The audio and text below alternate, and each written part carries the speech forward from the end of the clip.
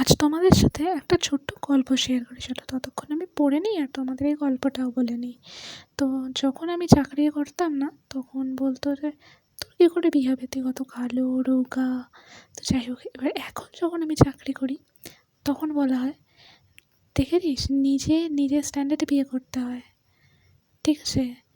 আমরা middle class, তো middle ক্লাসে বিয়ে করতে হবে, মানে তুই যদি 10,000 টাকা ইনকাম করিস, হাজব্যান্ডও 10,000 টাকা পায়, তার থেকে কম হলেও হবে, বাট তুই ওপরে উঠতে পারবি না। কিন্তু এই যে জ্ঞানটা যে দেয় না, সে 2,000 থেকে 20,000 ইনকামে উঠে এসেছে।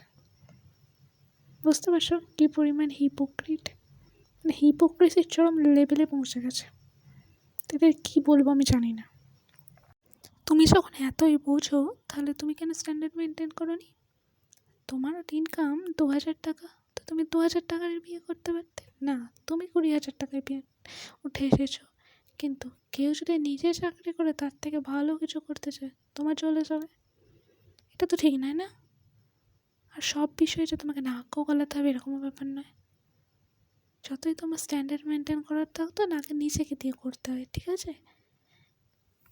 কারণ গান্ধীজি বলেছেন, যে চেঞ্জটা তুমি সমাজে আনতে চাইছো সেটা আগে নিজের মধ্যে আনো।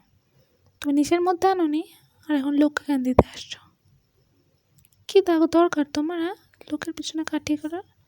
সে 25,000 ইনকামের ছেলেকে বিয়ে করুক, 50,000 বিয়ে করুক, তোমার কেন ফাটছে?